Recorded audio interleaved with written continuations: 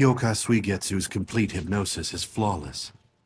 But even if there were a flaw, it would be impossible to escape it. Aizen makes several statements throughout Bleach about being the pinnacle of what a Soul Reaper can become.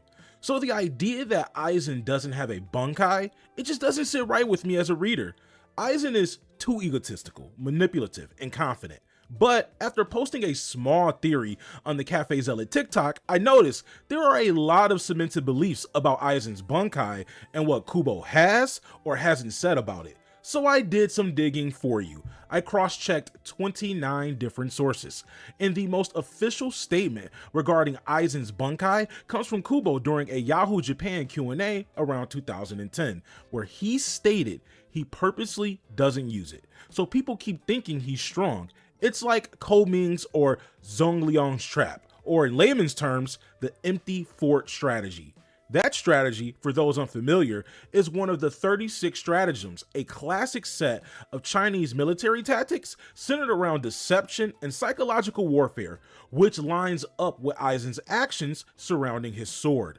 Aizen lied about his Zanpakuto, but he didn't lie about its power. Aizen revealed the truth of his Bankai, but in the moment, it was overshadowed by what he didn't reveal about his Shikai. Shatter Kyoka Suigetsu. Let's start with the name of his Zanpakuto, because I believe the name reveals the Shikai and Bankai. Kyoka Suigetsu. Kyo, mirror, Ka, flower, Su, water, Getsu, moon. Let's focus on the first part, Kyoka, mirror, flower. Aizen releases the special ability of Kyoka Suigetsu by saying shatter. The name of the ability is called Kaizen Saimin, or perfect hypnosis. Looking at the first part of the name, Kyoka, and the release command, I believe, in my opinion, it becomes obvious that Aizen's Shikai is a mirror, and he takes control over your reflection, giving Aizen the ability to change what you see in your reality. I base this interpretation on Aizen's own words. Chapter 174, The Monster. Aizen gives the core explanation of Kyoka Suigetsu's Shikai ability, complete hypnosis. Once you see it, you're under its complete hypnosis. He clarifies that it controls all 5 senses: sight, sound, touch, taste, and smell, creating an illusion so convincing that it's indistinguishable from reality. Chapter 177, Rudimentary. Aizen further explains the condition. The only requirement to be trapped by Kyoka Suigetsu is to witness the release once. This is when the idea of the release command, shatter, becomes crucial. Anyone who sees it falls under his spell indefinitely, shattering their version of reality as it's replaced with the one Aizen controls. What further supports my theory that Kaizen Saimin functions like a mirror-based ability is Aizen's repeated use of body doubles. Aizen can control your reality, but he is also still a part of that reality. He can manipulate what you see, but he can't change your perception of that individual. If Kaizen Saimin were purely a battle ability, small imperfections wouldn't matter, but for long-term manipulation, where Aizen isn't physically present at key moments, there has to be some sort of double. We first saw this in the Turn Back the Pendulum arc. Aizen goes to great lengths to train a body double, someone who mimics his speech, mannerisms, and timing. His Shikai is just a mirror he controls. Captains with higher abilities to sense spiritual pressure may be able to see through his veil. Shinji was the first to suspect Aizen, but what further supports my theory of Kaizen Saimin being a mirror-based ability is the conversation Shinji had with Aizen, where he stated that if Shinji had been closer, he could have seen through his imperfection. But there was one other similar to Shinji who did see through the deception, but had the game wrong: Lady Unohana. Throughout the Soul Society arc, Aizen pulls off similar replacements, sometimes with another Soul Reaper, and in some cases, his blade, like when he reveals to Unohana the Dao he is holding was just his Zanpakuto. He activates and breaks the illusion with the word shatter, shocking Isane and Unohana as his Zanpakuto falls to the ground. As Aizen begins explaining the true nature of Kaizen Saimin, Vice Captain Isane Kotetsu interrupts, offering what I believe is the most overlooked yet critical piece of information, one that directly hints at Aizen's Bankai. Impossible! It couldn't change! Kyoka Suigetsu has always been a running water type Zanpakuto. It uses the diffused reflection of mist to confuse enemies into attacking each other. You yourself explained to us exactly how it worked, Captain Aizen. And we saw it with our own eyes. You specifically gathered all the lieutenants together because you wanted to demonstrate it. Aizen didn't lie about his sword's abilities. It's my belief he simply swapped their places. First, let's cover what I expect to be the true power of his Zanpakuto. Then we'll go into why he prefers his Shikai. Just like we broke down Kyoka, the first part of the Zanpakuto's name, now we'll turn to the second part, Suigetsu. Su, water, Getsu, moon. It refers to the classic expression, the moon reflected on the water, a beautiful image, but one you cannot touch. This meaning aligns with Aizen's own words to Isane and other vice captains when he describes his sword Shikai as using fog and water to cast illusions, confusing his enemies. If my theory holds, then I believe that at that moment, Aizen did reveal his Bankai while hiding his hand and not revealing how his Shikai works. So now, let's directly look at his Zanpakuto's power. His Shikai allows him to control your perception through a reflected image, triggering the moment you witness his sword's release. But for his Bankai to work, you have to be under his Shikai. And I believe that's due to the fact his Bankai takes Kaizen Saimin a step further, expanding his power by using the reflection of fog and water to scatter multiple illusions across reality. You don't have to directly see his sword because of the moisture that's reflecting off of it from the sword. Every reality changes based on whose reflection the sword is concentrated on, somewhat creating a kaleidoscope of confusion. Not only does this seem more powerful than Shinji's own Bankai, but a nightmare to deal with in battle. Whose reality is he reflecting? And does it change multiple times through the moisture in the atmosphere? Instead of thinking a fly is a dragon, you could simply be standing on a sidewalk, but in your reality, you're falling into the infinite abyss of darkness. Think of Mayuri's superhuman drug, but instead of it being a drug, it's just a symptom of Aizen's Bankai. Kyoka, you are the flower in the moon. First, Aizen changes you. Suigetsu, the moon reflected in the water.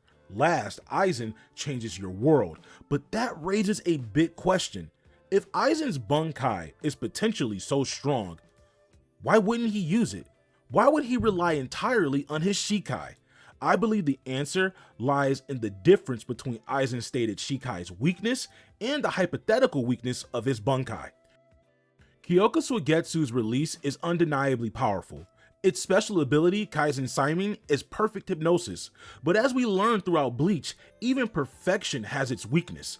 As Gin states, one way to counter the hypnosis is to touch the blade before the effect activates. But there's another, more subtle weakness shown in the anime. Those with high spiritual pressure, with the ability to sense it, like Unohana, can begin to see through the illusion, or simply being close to Aizen. Alternatively, someone might recognize the difference in spirit energy between the Zanpakuto and the Shinigami if they're strong enough to sustain being cut. But realistically, even with knowing the weakness, countering Aizen's Shikai is a nightmare for most Shinigami. Every counter requires either extreme awareness, immense power, or opportunities that just won't be present against someone like Aizen. So what about his Bankai? I believe Aizen's Bankai is more powerful than his Shikai, but far more vulnerable at higher levels of battle and less efficient. And I think we see the evidence of this vulnerability seeded throughout the story. Aizen naturally suspects Unohana to grasp his plans. Even with how powerful he is, he would not have wanted to tamper with any captains who had domain-encompassing Bankai. We learn about Unohana's Bankai in the Thousand Year Blood War arc. I believe the same can be said for someone like Shunsui. These people with their powerful abilities will be extremely problematic for Aizen, but not necessarily game changers in his planning, except for one, who is a complete wall for Aizen, and it is also the biggest clue as to why Aizen potentially excluded any use of his Bankai, and that's due to Soul Society's greatest security.